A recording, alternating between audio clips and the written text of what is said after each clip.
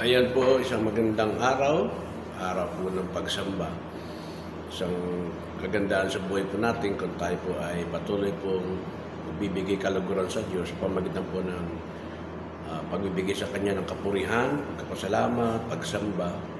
At nawa po ay sama-sama po tayong dumulog sa Panginoon sa araw na ito na sadyang ito po yung kagandahan na nandis po yung nagbigay sa atin ng panibagong pong araw na siya po ay ating makakadaupang palad. Ang aking pong talata ngayon ay sa 1 Peter chapter 2 verse 21 na ito nga po ay isang bagay na may katanungan po patuloy tayo sa buhay natin na hindi ba pwedeng ihiwalay ang kahirapan, ang paghihirap sa buhay natin habang tayo po ay naglilingkod po sa Diyos. Dito po sa talatang ito, binabanggit po na ang ating Panginoon Jesucristo ay naghirap po para po sa atin. Pangalawa, siya po ay naghirap po para po maging isang example po, no, na siya po ang tunay na lamang nakagawa nito. Bilang isang Diyos na buhay na nag-alay ng buhay po para po sa aking mga kasalanan. Kaya naman dito ay hindi natin pwedeng ihiwalay ang paghihirap na anuman ang ating pong naranasan. Kuminsan po, ito yung nagbibigay katanungan po sa atin na bakit may mga paghihirap pa samantalang ang Diyos naman ay mabuti, ang Diyos ay buhay, ang Diyos ay kumikilos at tumutugon sa panalangin. Ang katotohanan po, talaga ho tayong sadyang mayroon pong paghihirap, kapigatian na daranasin sapagkat ito po yung bunga po ng kasalanan na ating pong nagawa ng ating pong mga ninuno na minana natin at hindi lang po natin minana at isinabuhay pa ho natin. Nasumpungan po ang tao po ay walang nakitang tunay na maayos po ang takbo ng buhay. Wala pong tao na nakaabot sa kaluwalhatian po ng Diyos na hinihingi ng Diyos Ama.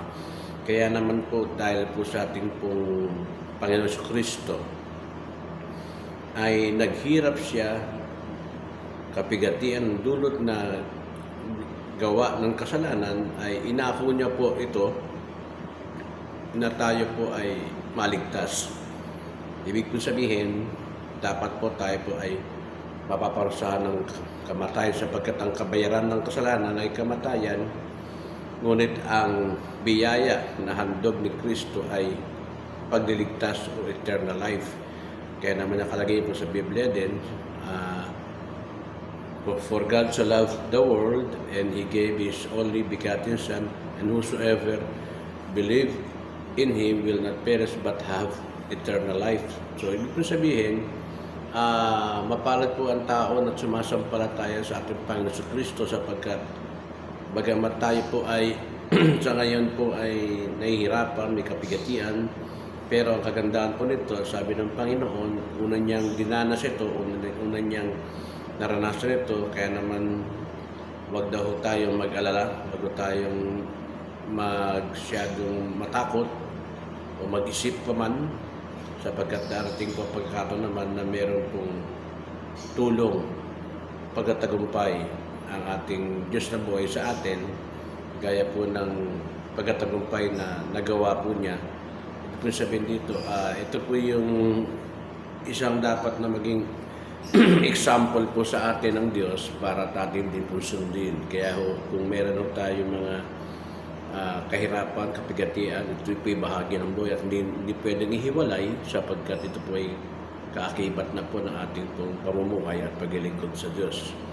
At wala pong tao na hindi po nadaan sa ganitong buhay na kahirapan, bagamat may mga taong sinasabing mayaman, lahat ng bagay ay kada nakakamtan, pero yung pong paghihirap na daranasin po nila sa buhay na kaparusahan ay hindi nila ito makukuhang mapagtagumpayan sapagkat kung ang kanilang pong buhay ay nakasentro lamang po sa kanilang mga sariling kakayanan at kayamanan, ay hindi po ito nila matatagpuan. Sabi po ng Biblia, makamtaman lahat ng tao ang yaman sa mundong ibabaw kung wala po silang Kristo, wala po silang tagapagligtas na magliligtas sa kanila pag sila po ay namayapa at humarap sa Diyos. Hindi ko sila makakaligtas sa galit po ng Diyos sa kabayaran ng kasalanan at ang kaparusahan po ay darating po sa kanila.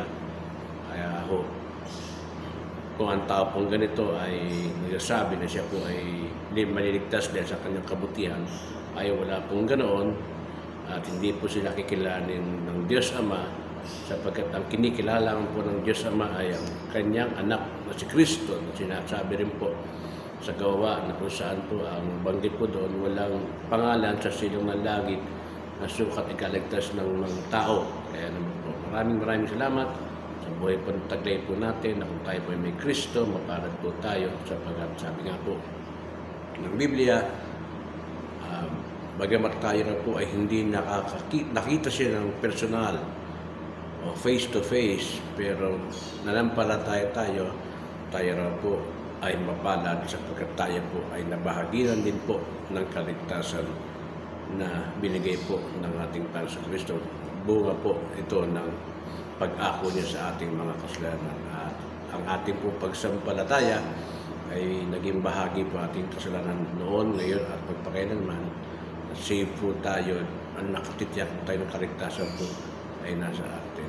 Salamat po at magandang araw po.